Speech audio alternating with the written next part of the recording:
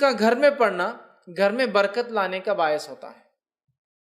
بہت سارے لوگ بولتے ہیں تنگ دستی ہے، پریشانی ہے نا، برے حال ہے، برکت نہیں ہے، برکت چھن گئی، وقت کی برکت، کھانے کی برکت، اولاد کی برکت، ہر چیز کی برکت چھن گئی ہے۔ یہ چیز کی گارنٹی، یہ چیز کی گواہی تو ہم سب دیں گے، آج برکتیں چھن گئی ہے، بہت ساری برکت یاد رکھی۔ تو ہمیں کیا کرنا ہے؟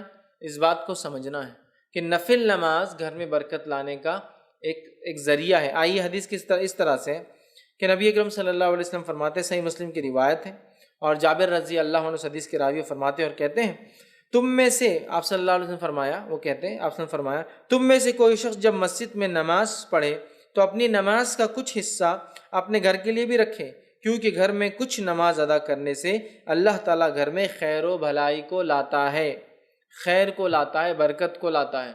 آپ کیا فرما رہے ہیں؟ تم میں سے ہر شخص پوری نماز یہاں نہ پڑھ لے، کچھ نماز کو باقی رکھے، اور کہاں جا کے پڑھے؟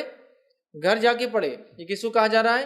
مردوں کو۔ عورتیں تو گھر میں نماز عورتیں گھر میں ہی پڑھتی ہیں عموماً، لیکن مردوں سے کہا جا رہا ہے تم میں سے کوئی شخص پوری نماز یہاں نہ پڑھے، اور اگر کوئی عورت ہمیشہ مسجد جا کے نماز پڑھتی ہے تو اس کے لیے بھی بات ہو جائیں گی۔ پھر بہت سارے علاقوں ملکوں میں مسجد میں بالکل نظم ہوتا ہے، اس کے لیے بات ہوگی کہ پوری نماز سے مراد فرض نماز کے علاوہ جو نمازیں پڑھتے ہو ان نمازوں کو پورا مسجد میں نہ پڑھا کرو، کچھ باقی رہنے دیا کرو، اور کہاں پڑھو؟ جا کر گھر جا کر پڑھا کرو۔ اور فرمایا اس لیے کہ گھر میں یہ خیر اور بھلائی لانے کا سبب بنتی ہے یہ نماز، تو گھر میں خیر اور بھلائی آتی ہے۔ اب ان لوگوں کے گھر کا کیا حال ہوگا جو نہ فرض پڑھتے ہیں، تو نفل تو بات کی بات ہوئی نا۔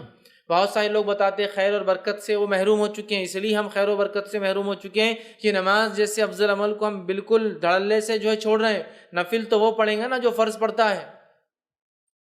تو آج فرض کا کیا حال ہے؟ کتنے فرض مسلمان نماز پڑھ رہے ہیں مجھے بتانے کی بہرحال ضرورت نہیں ہے۔